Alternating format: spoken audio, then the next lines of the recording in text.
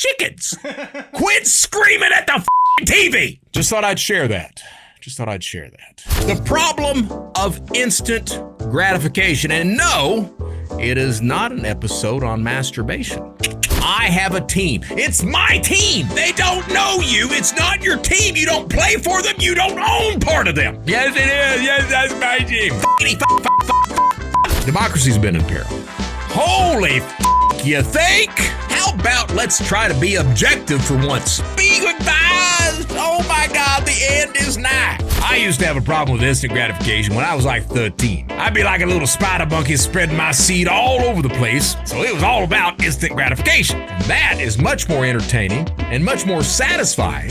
And it feels a hell of a lot better than watching porn, bopping the doffing, or shaking the hands with the unemployed. So you're going to close your show now? That's how I'm going to close my show. The problem with instant gratification.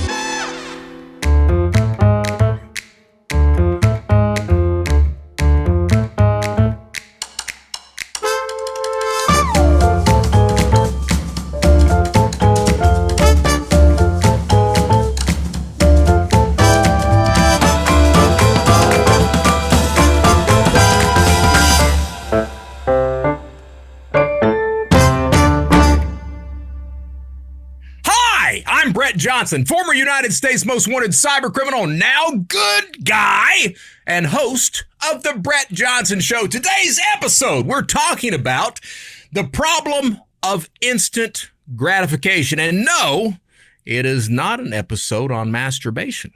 Before we get into what we're actually going to talk about with instant gratification, my youngest boy, my youngest stepson, first of all, I don't understand how we are raising children today that lack motivation to do much of anything. And my youngest has been guilty of this most of his life. All right, he's never really been motivated to do anything except be good at Fortnite, and he doesn't play Fortnite anymore. He graduated high school, and because we were not confident about him succeeding at a 4-year institution, we decided, hey, young man, best thing you could do is head your ass over to the junior college. That's right, community college for the first year or two.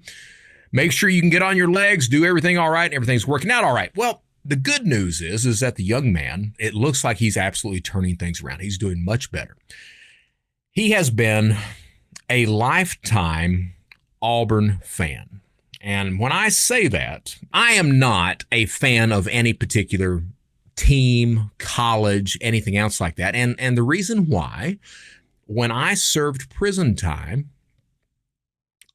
a lot of the inmates in there, they watch football all the time. They watch basketball all the time. A lot of their lives revolves around sports, and they adopt this idea of, I have a team. It's my team. Well, no, it's not. It's not. That team doesn't know who the fuck you are. They don't pay your bills. They don't send you Christmas gifts. They don't even pick up the phone and call you and tell you happy fucking birthday on your birthday. They don't know you. It's not your team. You don't play for them. You don't own part of them. Quit screaming at the fucking TV. Just thought I'd share that. Anyway, my youngest does that. He talks to the television, which I'm like, son, they can't fucking hear you. He talks to the TV. He says my team all the time. He does all this stuff. In prison, people did that as well. And oftentimes, someone would be really loud doing this, and someone who was on the losing side, their team was losing, they would get up sometimes and beat the shit out of the other guy. So I've got a little PTSD with that, because that leaves a mark. Anyway, the young man, his entire life, he had been wanting to go to Auburn. And it's Auburn this, Auburn that. Auburn's the best, most beautiful place in the fucking world. All that stuff, okay? And I tried to talk to him. I was like, son, it's just a team. It's not important. Yes, it is. Yes, that's my team. Okay. So now he's looking at going to a 4-year institution. So turns out that Auburn doesn't give any fucking money to anyone. They've got one of the lowest thresholds or lowest amounts of financial aid throughout the entire college universe that they give to students. All right. So because of that, the young man, heartbroken, started to look at other schools. He's looking at the University of Alabama. That's right. Roll Tide, Roll Tide, motherfuckers. That's right. Roll Tide, which I gotta say, I enjoy saying Roll Tide. I do. Because as I pointed out before, it can mean anything. Hello, goodbye, fuck you, go to hell. I love you. Good night, sweetheart. Roll Tide. See, it's like, I love you. So he was looking at the University of Alabama. We toured that campus. That campus is an absolutely beautiful campus. That being said, the student body, not really the friendliest in the world. And I saw a lot of BMWs, of Escalades, and shit like that on the campus. Do I think that the students bought them? No. I think mommy and daddy bought that for them. So I did not walk away. Even though the campus was, I mean, it's a beautiful, gorgeous campus. Even though that was very nice, they were highly organized. They've got a lot of programs on there. I did not walk away with a nice, warm, fuzzy feeling from touring the University of Alabama. So yesterday, we went to Starkville, Mississippi. That's right, Mississippi State. Now, that's different than Ole Miss. Ole Miss, for those who have been paying attention on the talk or on social media feeds, turns out there were some protesters at Ole Miss like last week. These fucking idiot protesters, I guess they were supporting Palestine. These fucking idiot protesters, they decide that they're going to set up their protests outside, unbeknownst to them, mind you. They started their protest outside of Fraternity Row. The frat boys hear the protesters outside. All the frat boys come out and start heckling the protesters. One of these fucking idiot frat boys, because one of the protesters was African American, one of the fucking idiot frat boys starts mimicking a monkey in front of this woman. So I have very little respect for Ole Miss, and I understand it's Mississippi. I understand that there's some racism there, but if Ole Miss doesn't do something about that sumbitch, something is wrong. We didn't do Ole Miss. We went to Mississippi State, Starkville, Mississippi, right in the middle of fucking nowhere. In fact, the population of Starkville is 20,000 when there's no students in school. When students are in school, this population of Starkville raises up to about 43,000. So the entire city of Starkville is Mississippi State University. So we toured the campus, and students are very friendly. They've got some nice programs that are going on there. That's not why I'm telling you this story. Why I'm telling you this story is during orientation.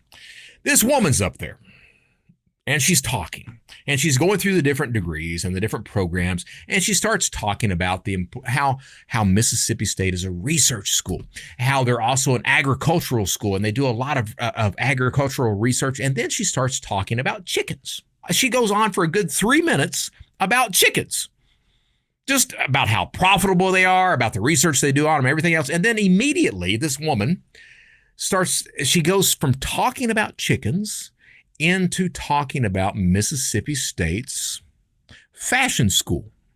And she says, now there's a crowd of people in this orientation. There's probably 60 people in here. She says, so she goes from chickens to talking about the fashion school. She's like, now what does fashion have to do with agriculture? And she pauses and she says, well, what are clothes made out of? And I didn't even hesitate. I just kind of said chickens. And she stops and looks at me. And that's where the entire fucking orientation goes off the rails there, because everybody starts laughing hysterically at that point. And I'm like, well, she said she was talking about fucking chickens. And she's like, no. Fucking chickens? I was about to say fucking chickens. But I knew that you would say, Brett, are you a chicken fucker? You've already talked about how you lacked size and manhood, you little bug fucker, you. Is it in yet? I don't even know. Yes, that was my excursion to Mississippi State. That being said, I guess we need to move on to our bitch, moan, and complain segment. I hate them all. There ain't no f***ing way. You don't want to hear about this bullshit. Bitch, moan, and complain. You are full of poo.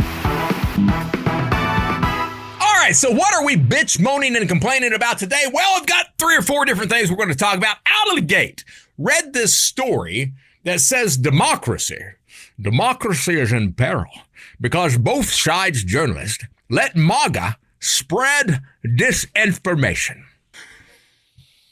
Holy fuck, you think? Is MAGA full of disinformation? Yeah, you got a whole shitload of fucking idiots on the MAGA side. Is it just MAGA, though? No, it's fucking sure not.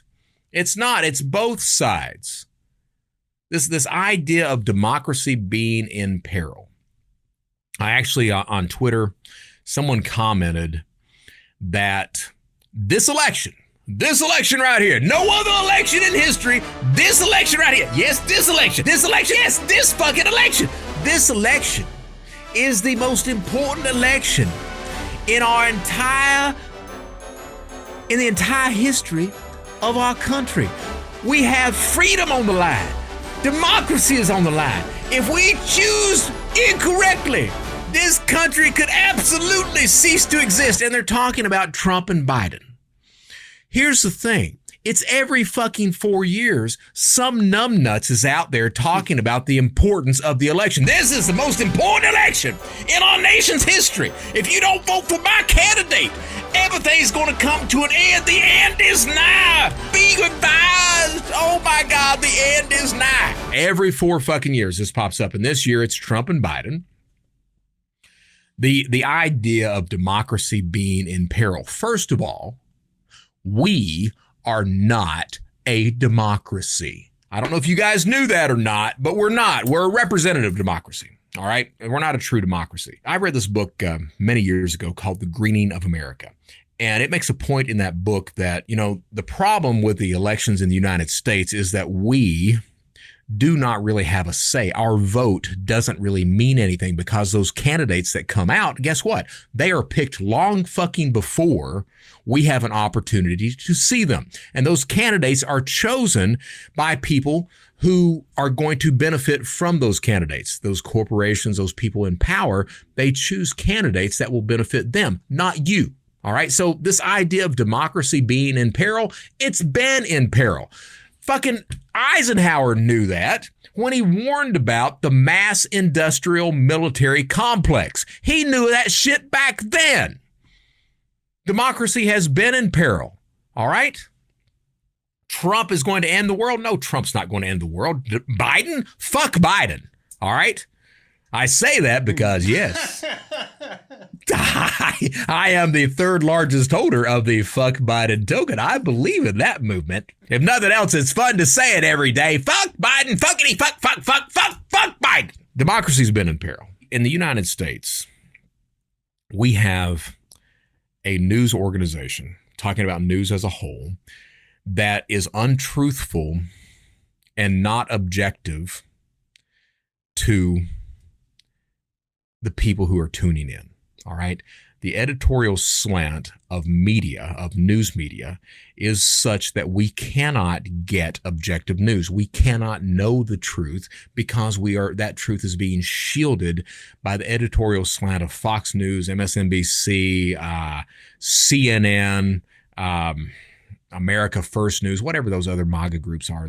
It's every single group is not being objective or truthful to the U.S. population because they all have a goal they want to reach. And that goal is not about benefiting you. It's about benefiting them. But that's not what I really want to bitch about today. What I want to really bitch about is it appears that we have had another I can't breathe moment. Just this past week, law enforcement, they arrest this African-American gentleman, handcuff him, put him on the ground on his stomach. He tells the cop, hey, I can't breathe. The cop on video, the cop says, you're just fine. About 5 minutes later, guy's fucking dead. Turns out he wasn't just fine. What do I want to talk? I mean, we've got a huge issue. We've got a huge issue of African-American men who are being subjected to law enforcement that do not give a fuck. All right. That's the nice way of putting it. Now, here's the thing. I've served prison time. I've spent a lot of time in county jails. I have seen many, many arrests, and I have seen many people who were arrested who were quote unquote knuckleheads, fucking idiots. All right. I've seen people that complain. I've seen people that have fought back. I've seen numbers of things. I've also seen instances of law enforcement. Like I was arrested in Charleston, South Carolina. The North Charleston Police Department were known for beating people that they arrested. So what would happen is the North Charleston PD would arrest someone, typically an African-American. They would arrest this individual or a meth head. They would arrest them. Then they would drive to the abandoned naval base, get the guy out, beat the shit out of him, and then from there take him to the county jail. That was common knowledge, all right? You have to realize, and there's a lot of people out there that think that, well, you know, the guy broke the law, he deserves what he gets. I agree that he deserves fucking punishment. I agree with that. He does. But you will know a society. You will know how good your society is by how that society treats its prisoners. You will know that. Are you being humane? Are you being just? Or are you just trying to punish? Do you think it's your job to make this person suffer? It's not. It's not. It's law enforcement's job to arrest, detain, and then they hand that over to the judicial segment, who then tries this person. If they convict this person, then consequences happen from that point. All right. It's of the utmost importance that law enforcement, and the FBI is like this. All right. I trust the FBI. I like them. They typically do not hold grudges, and they do not try to punish people. They just are trying to get you off the fucking street so that you can't victimize anybody else, so that you can't cause any more harm to anyone else. All right. But law enforcement, there's a huge segment of law enforcement that believes in punishing people. We've got to get past that. This idea that, you know, let's be honest, we've got a whole problem with law enforcement shooting unarmed black men. And why they would shoot unarmed black men, I don't know. Let's bring this picture up of this unarmed black guy. Does he look fucking dangerous? No, he ain't got no fucking arms. Why are you shooting men without arms? What I would say is that some of these unarmed black men, maybe they need to find themselves armed all of a sudden. Maybe at that point it wouldn't be such a huge issue. Maybe at that point law enforcement would pause long enough to say, hey, let's consider this before we shoot some guy that's in a car that's reaching for his driver's license. Before we get some guy out, handcuff his ass, and throw him on the ground with a knee on his neck for several fucking minutes. Maybe arming people might be the answer. But you know what? It's not. It's not. The answer is we need to make sure that law enforcement officials are doing their fucking job, that they're not going above and beyond because they got some hard on about making guys suffer. So yeah, I wanted to bitch about that. We are going to end the bitch, moan, and complain segment on a more positive note. Somebody, one of my Facebook followers, they posted this on Facebook, and I researched it, and it was true, and I wanted to share that. Okay, so I'm going to read it directly. When the Titanic sank, it carried millionaire John Jacob Astor IV. Oh, can you do this in a very ancient accent? I absolutely can. We'll start from Titanic the top. accent? I can. Blub, blub, blub, blub, blub. All right, so I'm going to read this word for word, and Brian asked for me to do it in a Titanic voice, so let me see what we can do here. Let's see. That's what they sound like underwater. When the Titanic sank. Do it in your normal voice. It's fine. All right, when the Titanic sank, it carried millionaire John Jacob Astor IV. The money in his bank account was enough to build 30 Titanics. However, faced with mortal danger, he chose what he deemed morally right and gave up his spot on a lifeboat to save 2 frightened children. Millionaire Isidore Straus, no, he was not Isildur from The Hobbit. Millionaire Isidore Straus, co-owner of the largest American chain of department stores, Macy's, was also on the Titanic. And he said, "I will never enter a lifeboat before other men." His wife, Ida Strauss, also refused to board the lifeboat, giving up her spot to her newly appointed maid, Ellen Bird. She decided to spend her last moments of life with her husband. These wealthy individuals preferred to part with their wealth, even their life, rather than compromise their moral principles. Their choice in favor of moral values highlighted the brilliance of human civilization and human nature. Now, I read that, and my thought the entire time of reading that is, would that happen today?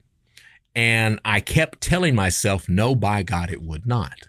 But think about this for a second. Think about, you're on that ship. That ship is going down fast, all right?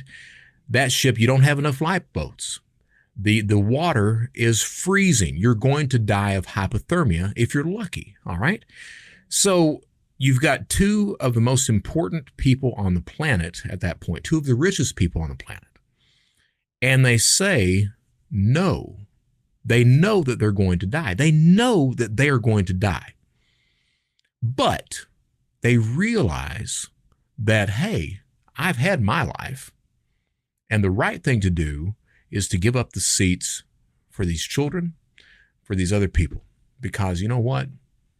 I'm okay. I've done what I needed to do.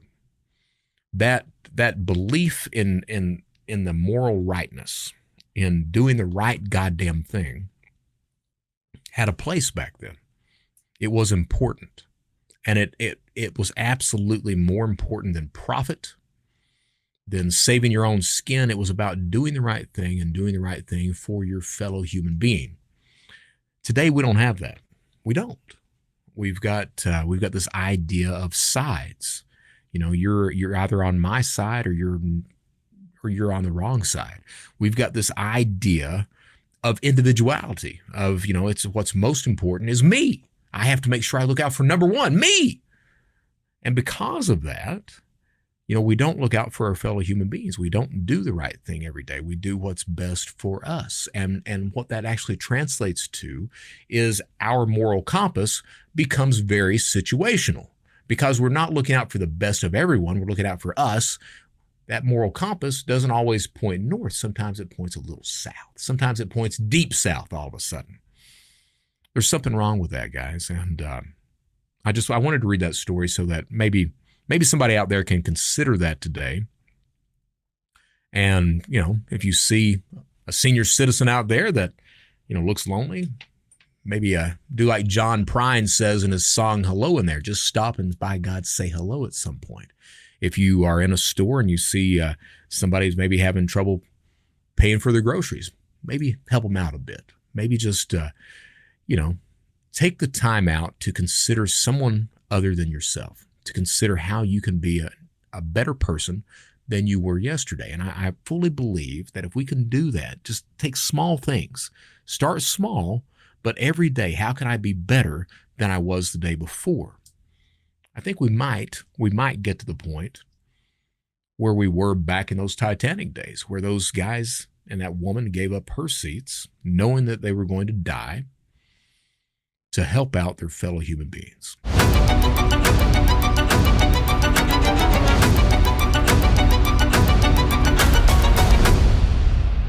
All right, on today's Art of Accountability, how about let's try to be objective for once? Because it seems to me there ain't too much objectivity going around. There's a whole shitload of subjectivity going around. I don't get it. I don't. Not saying that I am 100% objective all the damn time. I mean, I just started the show out talking about fuck Biden. That's right. Fuck him. Fuck him, dude. Fuck that Biden. I'd love to send a bag of dog shit to his address, but I'd probably get my ass in trouble about that. So probably won't do it, but I'll talk about it a lot. Maybe some aliens will pay Joe a visit, and they'll do a nice little anal probe. Because we know that aliens ain't got no penises. So you have to do some sort of instrument in the anal canal. Just saying. So I can be subjective. It's very hard sometimes to be objective, but we really need to strive for that. We do. We need to understand that, we tend to adopt an opinion. And when that opinion is adopted, we don't like to change it. We don't like to be open-minded and have people tell us that, hey, yes, you have an opinion, but your opinion fucking sucks.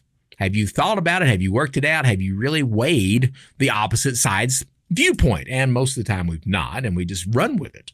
And that's a problem. That dogmatism is a problem. It creates cognitive dissonance. It creates this idea of being on sides and everyone else is your enemy. It creates an echo chamber because you tend to gravitate to other people who have the same opinion that you do. That is not the recipe for a proper, healthy society. That is a recipe for chaos. Now, I like chaos. I have always dreamt of living a life kind of like Mad Max, where I roam the land looking for food and gas, and I've got my trusty pup beside of me, and I slay those that get in my way.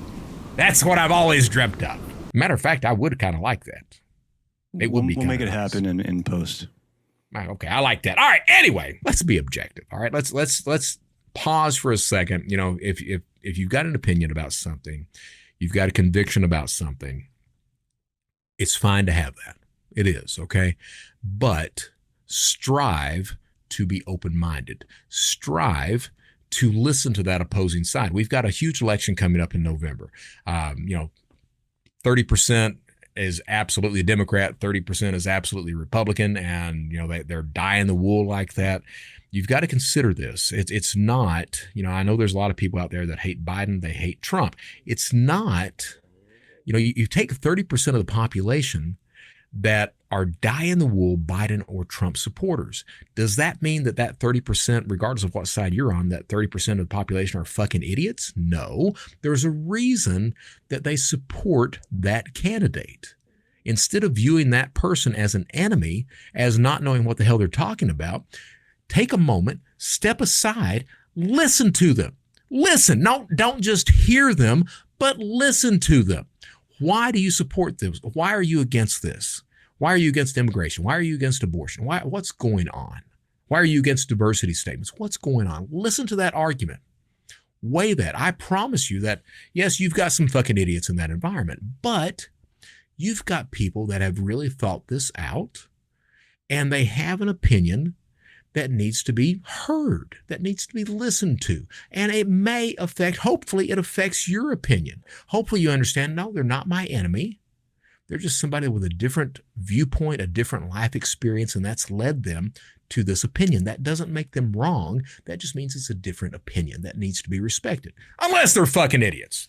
I was going to say something off recording. I think it's a lot of fear. I think people are afraid of being wrong. Yeah. And their world turning upside down. Cause yeah. And like alienated that little cult that they've established already, and they're comfortable, and it's their friends, their family. All these people believe the same thing. It's a cult mindset. No, I agree. And let's have this chat as part of the show too. It's as human beings, we want to belong. We do. We absolutely want to belong. I was very my life. I was very good about not bowing down to peer pressure. All right, for various reasons, but typically a human being wants to belong to a group. We are a very communal type of people, and when you belong to that right wing group or the left wing group or whatever group you're belonging to, it's very difficult to step outside of that and be open to people who have an opposing viewpoint as you. But it doesn't mean that you shouldn't. And take the time. Set those. I forgot who it was. It was a female CEO. It was also the Under Armour CEO that they keep saying all the time, what would you do if you weren't scared? All right. And that's a very powerful concept. What would you do if fear were taken away? And if you can really, embrace that and adopt that and let that be kind of your guiding force. Would you change jobs? Would you change relationships? Would you sell everything and get an RV and tour the land? Because by God, that's what I've always wanted to do, but I'm scared to do it because I don't know how I'll live. Consider that kind of stuff. Consider what you would do if you weren't scared. And that absolutely leads into the main meat of today's show. The problem with instant gratification. How does that art of accountability and talking about, setting aside fear and doing the things that we would do if we weren't scared? What I would say is that everybody, I went through this RDAP program, residential drug abuse program. It's actually this cognitive behavioral therapy thing where they teach you that your thoughts determine your feelings, feelings determine your actions. Okay, if you change the thought process, you change the actions at the end of the line. One of the things that they also teach you is that absolutes are not correct. This idea, well, everybody's doing it. Well, no, by God, everybody's not doing it. All right, no. You may have a lot of people that do it, but not everybody. So this idea, when you look at somebody and you say, you always do that. No, they don't always do that. They may do it frequently, but it's not always. You always say that. You always do this. You always blow up. You're always No, you're not always. That comes back to this objectivity. It's important to understand and to be objective. You're letting your subjective feelings and thoughts allow you to say that. Well, you always do this. You don't. All right, you don't. This idea of instant gratification, there's a lot of our society that has a problem with instant gratification. I used to have a problem with instant gratification when I was like 13. I'd be like a little spider monkey spreading my seed all over the place because, hey, I had access to porn and magazines. So it was all about instant gratification. As I grew older, that instant gratification, it kept hold of me. And I decided to break the law because I wanted money quickly and easily. And I wanted to buy that shit and get laid. So instant gratification is a problem. And it's a problem. I joke about it there, but we have a society. You take crypto, for example. I recently got involved into gambling on crypto because I don't think of it as an investment. I think of it as a gamble. So I recently got involved with gambling in crypto, and I've been profitable. But you've got a lot of people that come into the crypto environment with that problem of instant gratification of, I can buy a token and it's immediately going to make me rich. And when it doesn't make them rich within a week or two, they have a problem with that and they start to bitch, moan, and complain. They start to spread FUD, fear, uncertainty, and doubt among the other people that have bought that token as well. So that instant gratification becomes a problem, not understanding that if they would take their time, if they would understand that, hey, it's not going to be one specific token that makes me rich, and it's not going to happen overnight. I need to learn. I need to understand the dynamics, the environment. I need to find a group and get vested with that group, and we need to work together to succeed, and that's going to take time. It's not going to be instant. That's a huge problem in crypto. It's a huge problem. I mentioned my youngest stepson earlier. I don't know if it was on this show or a different show, but he frequently suffers from instant gratification. I want it now. Now that's a common feeling. I say it's a common thought that a lot of people have. I want it done now. All right. But you got to understand, you didn't get to that point overnight. A lot of people are in relationships and I need out of this relationship. I have to get out of this relationship now. I have to be able to turn things around now. Or you've got a job that sucks. Well, I need to get out of this. I got to get out of this now. It's that idea of instant gratification that poisons every single thing that you're going to do. You have to understand, the relationship didn't evolve to that point overnight. You're not going to fix it overnight. The job that you're trying to escape, yeah, you can quit it now if you fucking want to, but what are you going to do? Nothing. So you need to be making these preparations. You need to understand that nothing happens overnight. It's not about instant gratification. If you're looking to be successful in life, it's not going to happen overnight. I am a very well-versed individual in cybersecurity, cybercrime, identity theft. Frequently, I'm referred to as one of the top authorities on the planet. That did not happen overnight. To be an expert in a field, it requires 10,000 hours of doing that shit. All right. And I've certainly had 10,000 hours plus in crime, in cybersecurity. So I know that environment, but that's not something that happens overnight. If you want to succeed in life, it takes hard work. It takes education. It takes diligence. It takes perseverance. It takes a lot of fucking time. All right. And it takes a lot of hard work. It's not going to be instant. I read every single day. There's usually an article that pops up about how men are no longer looking for jobs. There's a huge demographic of males out there that they've stopped looking for jobs. They've stopped working. They stay at home and they play their Xboxes. Now, I like my Xbox too, but I don't know if I like it that much. All right. But you've got this problem where because it's not been instant, they've not found instant success, that they give up completely. All right. I would say a lot of people have the same view of pharmaceuticals. Explain. I like where this is going. Well, the whole opium crisis, I believe, resulted from instant gratification from the pharmaceutical industry. So I come from Hazard, Kentucky, and Hazard at one point was the capital in the United States for OxyContin use. More people were using it in that county, that very small county, than any place else in the U.S. I've had, the people that I grew up with that got addicted to opiates, they started out with the pills, and because, the federal government shuts that shit down, now heroin and fentanyl are really big in that area. And I've known girls that I went to school with in high school that ended up selling themselves for those 80 milligram OxyContins. I had two childhood friends. They were both brothers. Brian overdosed on a combination of OxyContin and cocaine. I guess that's that riding the dragon is what they call it, on Christmas Day, and died. And his brother, Fred, did the exact same thing the following Thanksgiving. Wow. And they were both good kids. They were both good guys. But that instant, I think you're right, that whole instant gratification, and I think there's a reason for that drug stuff, though. So you take Eastern Kentucky.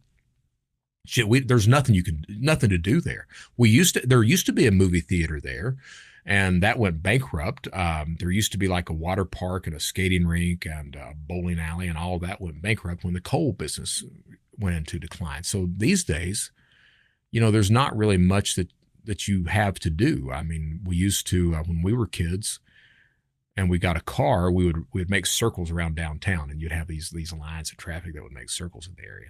And that's how you'd spend your Saturday night.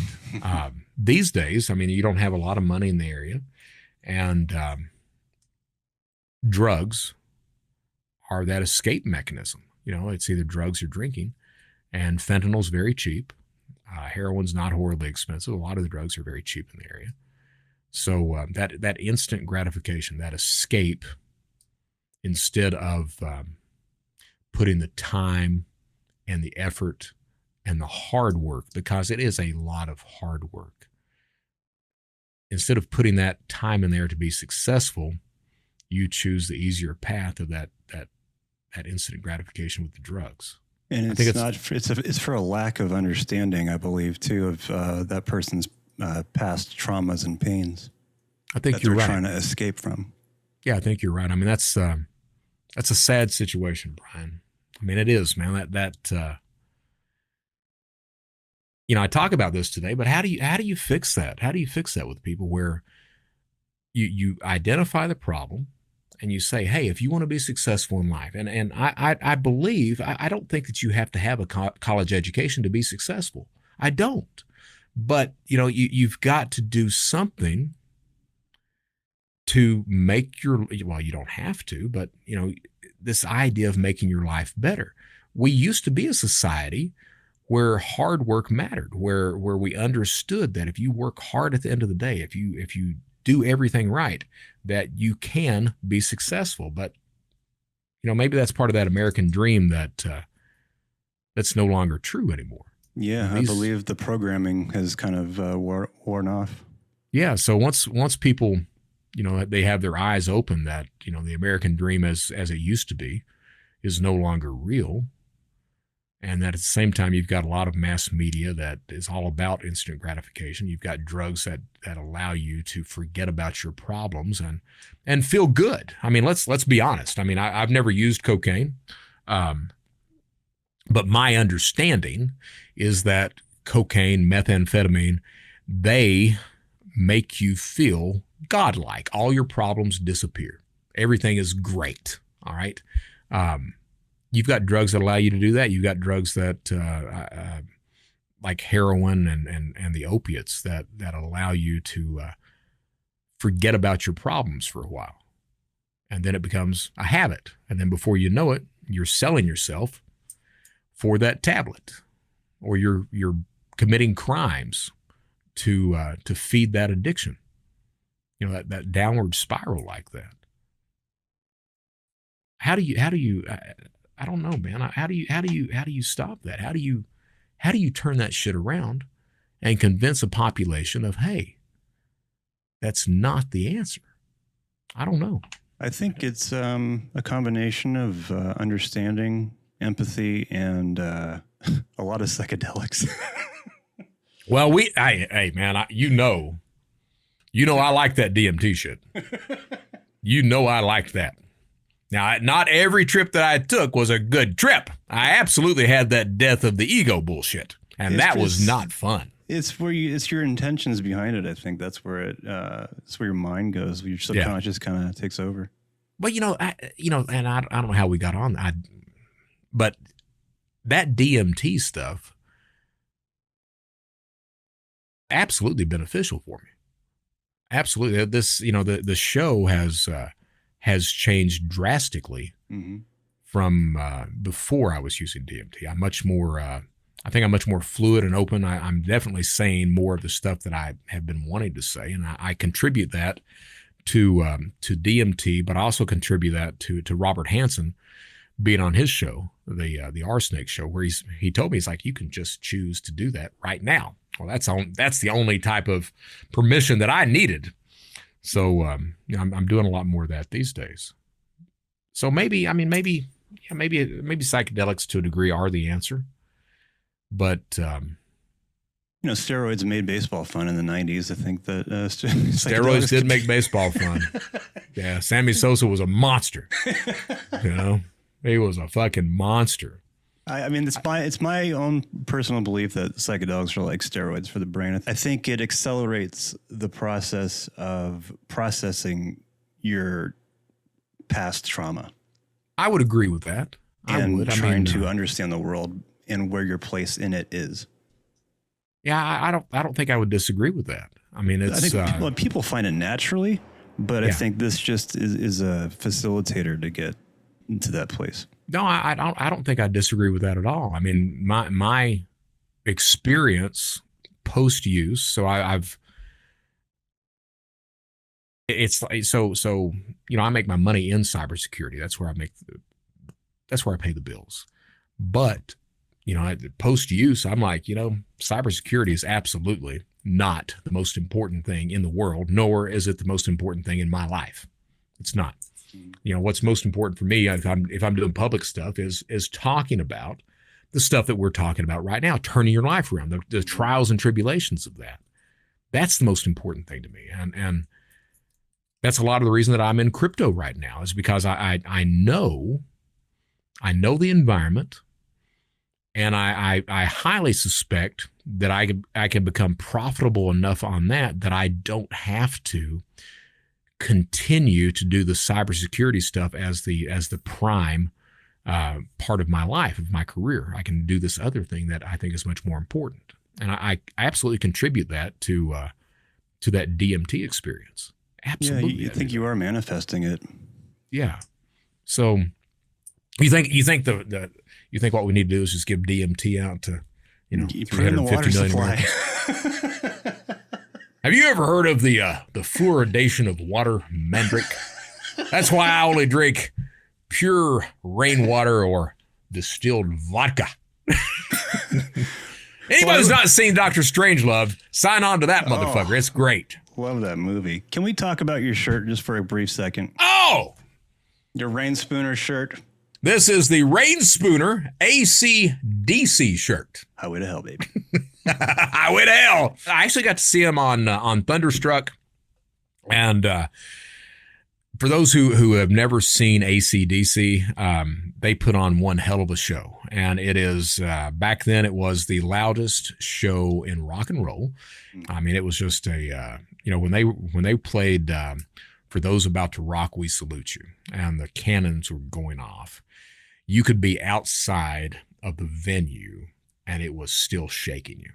I mean, it was that impressive. So, AC/DC put out an outstanding show. I know Brian Johnson, he's supposedly back with the group now, and I think they're touring or about to tour, whatever. He's got a song out with Slash. You guys ought to look that up if you've not. It's called The Killing Floor.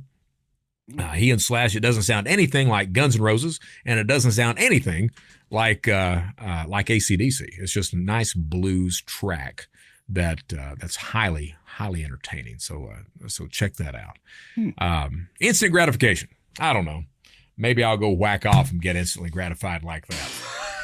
Look, you guys that are out there, and I'm going to end the show, but you guys that are out there, get a job, realize that hard work matters, realize that porn, yes, the porn that you're watching, that you're living vicariously through those large penises that are on TV, because we don't watch short penis porn, the porn that you're watching, that is not going to get you laid. What's going to get you laid is setting aside that idea of instant gratification, getting off your ass, getting a job, going and talking to females in the real physical world, developing a relationship with them, getting to the point where you're both wanting to go to bed with each other, and then having sex. And that is much more entertaining and much more satisfying, and it feels a hell of a lot better than watching porn, bopping the doffing, or shaking the hands with the unemployed. Is that how you're going to close your show now? That's how I'm going to close my show. That's how I'm going to do it. All right. We're not going to end it with stay safe, secure, and vigilant. No, we're not. We're going to end it with bopping the dolphin under the big tent, shaking hands with the unemployed. It's not Game of Thrones, it's Game of Bones. Hey. All right, I'm Brett Johnson. I don't know what the hell this episode's been about, but look, I really believe we can be a better people than we've been. I really believe that. I do. I believe that, I've talked to Monroe Myers. You look at my life. I really believe that if someone like me, someone like Monroe, someone like Ted Durbin, I'm going to bring him on in the near future. I really believe if people like us can turn our lives around and do the right damn thing and be beneficial for humanity. That's the thing. Be actively beneficial for your fellow human being. I believe if we can do that, by God, anybody can do that.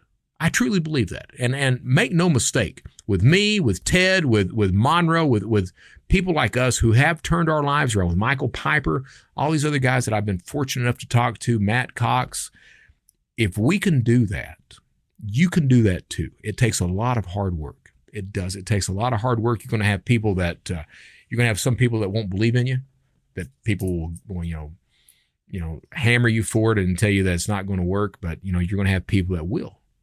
And it's those people that matter at the end of the day. Those people who believe in you when sometimes you don't believe in yourself. That's what matters most than anything. And it's important that we do that. Okay. So my name is Brett Johnson. I want to thank you guys for taking the time to tune in and listen. And just know that I truly appreciate that. I do. I mean, I get up here and I bullshit around a lot, and I laugh. I have fun with Brian and Shayna, and we talk about stuff that is fun to talk about. Sometimes we talk about some serious stuff too. But I lead a blessed life. I truly do. And I'm grateful to every single person that takes the time out to listen, to respond, to give me that thumbs up. I appreciate that. If you guys don't mind, if you could hit the subscribe button, I would be very thankful for that. If you could tell your friends, enemies, about Brett Johnson, the Criminal Thoughts Podcast, and the Brett Johnson Show, I would appreciate that as well. Leave me a comment. Let me know what you want to hear about. And we're going to take a show out in the very near future and handle some of the comments, some of the questions that we've gotten as well. Okay, but I'm Brett Johnson. At the end of the day, just do the right damn thing. That's not just obeying the law. That's doing the right thing as an individual, doing the right thing as a human being, doing the right thing for your friends, neighbors, and enemies. Because it matters. All right. I'm Brett Johnson. Thank you guys so much for taking the time to tune in. Until next time.